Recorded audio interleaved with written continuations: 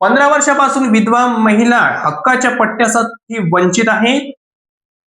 शासनाकडून जमिनीचा ताबा मिळाला, ताबा पावती ही हाती आली. मात्र गेल्या 15 वर्षापासून हक्काचा पट्टा मिळवण्यासाठी एक 60 वर्षीय वृद्ध महिलेला सरकारी कार्यालयाचे उंबरठे झिजवावे लागत आहे.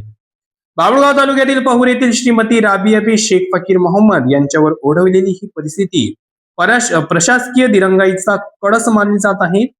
देवडा प्रकल्पामुळे पहूर गावाचे पुनर्वसन 2 वेगवेगळ्या ठिकाणी करण्यात आले. यातील अर्धे गाव मूळ गावाजवळ तर उर्वरित गाव यवतमाळ धामणगाव मार्गावरील चांदोरे नगराच्या मागे वसवण्यात आले.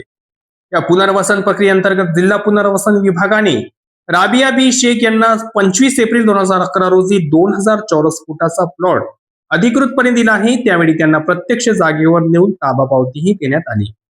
दुर्दैवाने ताबा पावती मिळूनही 15 वर्ष उलटली तरी राबिया बी यांना अद्याप जागेचा अधिकृत पट्टा म्हणजेच मालकी हक्क दस्तऐवज मिळालेला नाही. गावातील इतर सर्व कुटुंबांना पट्टे वाटप झाले असून अनेकांचे वर्ग 2 चे पट्टे वर्ग 1 मध्ये रूपांतरित देखील झाले आहेत. मात्र अशिक्षित असलेल्या राबिया बी यांना केवळ माहिती अभावी आणि प्रशासकीय गुंतागुंतीमुळे आजवर ताळकडत ठेवण्यात आले आहे.